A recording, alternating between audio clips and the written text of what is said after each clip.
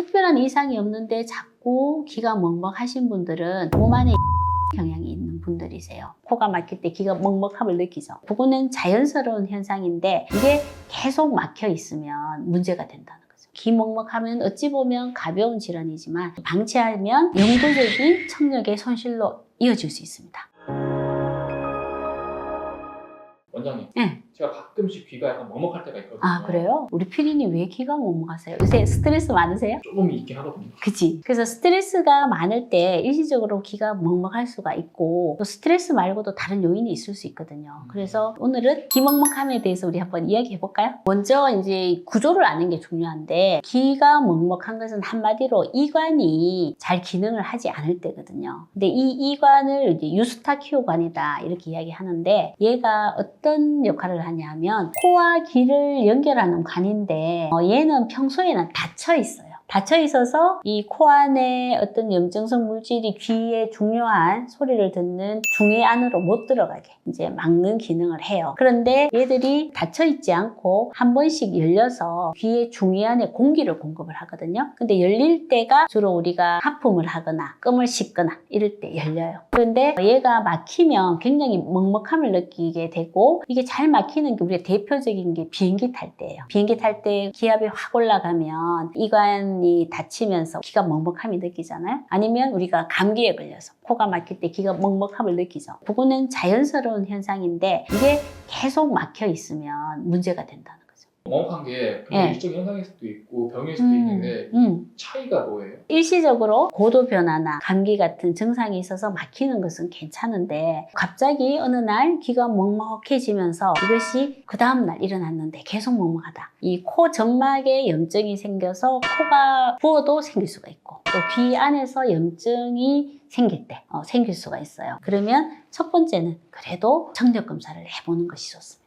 그 외에 이관 기능 자체가 또 어떤 원인으로 장애가 있을 때나 돌발성 난청이나 메니에르까지 원인이 될 수 있기 때문에 귀 먹먹하면 어찌 보면 가벼운 질환이지만 어찌 보면 그냥 두면 안 되는 심각한 질환으로 갈 수도 있는 질환이에요.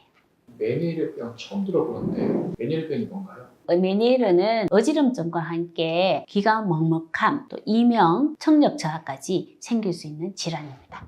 되게 증상이 다양하네요. 맞아요. 우리가 귀가 먹먹할 때 가장 이제 시기를 놓치면 치료할 수 없는 병역이 하나 있거든요. 돌발성 난청은 치료 초기에 집중적으로 치료해야 되는 병이기 때문에 치료 시기를 놓치면 안 돼요. 근데 처음에 귀가 그냥 먹먹하다라고 이제 생각을 하고 계시면 나중에 이 귀가 먹먹한 증상이 하루 이상 지속된 경우에는 반드시 병원을 방문하셔서 청력 검사를 해보시는 것이 좋습니다. 그래서 돌발성 난청이 있는 경우에 이런 귀 먹먹함을 그냥 방치했을 때 치료 시기를 놓쳐서 청력 저하를 되돌릴 수 있는 결정적인 시기를 놓칠 수도 있어요. 청력에 영구 손상이 올 수도 있어요. 빨리 치료 받아야 되겠네요. 그렇죠. 병원에 반드시 가셔서 청력을 확인하시는 게 중요합니다. 그래서 돌발성 난청이 오면 질환의 초기에는 고용량 스테로이드 요법을 진행합니다. 그런데 이런 돌발성 난청도 아니고 또 환자분들이 귀가 먹먹한 증상이 있으면 이비인후과에 가면 이관 검사를 하거든요. 이관이 잘 작동을 하는지 검사를 하는데 돌발성 난청도 아니고 이관의 기능에 특별한 문제가 없다고 하는데 귀가 계속 먹먹하신 분들이 있어요.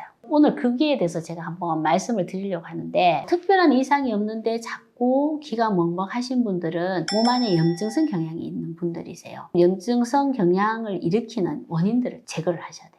이관의 구조를 보면 이관은 점막에 둘러싸였는데 굉장히 좁은 관이거든요. 그래서 이 점막이 몸 안에 염증성 경향이 올라가면 자꾸 부어요. 그러면 이게 막히게 되거든요. 몸 안에 자꾸 염증이 일어나는 분들은 첫 번째 항염증 작용을 하는 호르몬이 떨어진 경우. 계속 이야기하는 부신 호르몬이죠. 부신 호르몬이 항염증 작용을 하고 면역 작용을 하는데 걔가 떨어지신 분들은 귀 먹먹함이 잘 해결이 되지 않으세요. 두 번째는 몸 안 어디선가 자꾸 면역과 염증 반응이 일어나는 분들이 있으세요. 그래서 우리 채널에서 주로 이야기하는 장누수 증후군이 있는 분들. 장의 염증을 해결을 해야 몸 안에 염증성 경향이 떨어져서 이관을 둘러싼 점막이 자꾸 붓는 것이 해결이 됩니다. 근데 이런 부신 기능 저하와 장의 만성적인 염증 반응이 해결이 되지 않는 분들은 이비인후과에서 아무리 검사를 해도 이상이 발견되지 않고 본인의 먹먹함이 계속 지속되는 분들이 많으세요. 귀가 먹먹하다고 귀 이상이 있다고 귀만 볼 게 아니라 다른 것도 많이 봐야 되는 거예요. 맞아요.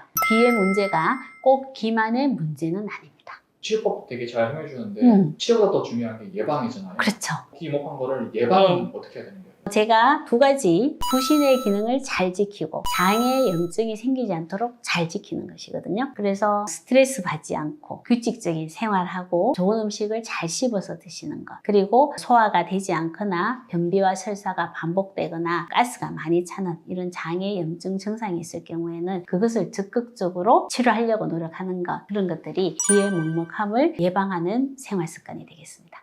그리고 또 한 가지 있어요. 염증을 일으키는 이제 음식이 있을 수 있거든요. 귀 먹먹함이 반복되시는 분들은 피디님도 자꾸 반복되신다 그랬잖아요. 너무 짜거나 맵거나 이 자극적인 음식을 피하시는 게 좋습니다. 그리고 또 있어요. 흡연. 흡연은 어디 닦이네 그냥. 맞아요. 또 환자분들이 그거 물으세요. 원장님, 술이 건강에 나빠요? 담배가 나빠요? 이런 질문 많이 하시거든요. 평균적으로 보면 담배가 더 나쁩니다. 귀 먹먹함, 가벼운 증상일 수도 있는데요. 방치하면 제가 아까 말씀드린 것처럼 영구적인 청력의 손실로 이어질 수 있습니다. 그리고 어떤 분은 돌발성 난청이 평생 한 번만 오시는 게 아니라 3번, 4번 반복되시는 분들도 있으세요. 이런 분들은 돌발성 난청을 일으키는 원인을 제거하는 것이 맞거든요. 그러면 제가 아까 귀가 먹먹한 기능의학적인 원인, 부신피로의 저하와 장의 염증 두 가지를 반드시 확인하셔서 이런 영구적인 손상으로 이어지는 질환에 반복되지 않도록 관리하시는 것이 굉장히 중요합니다.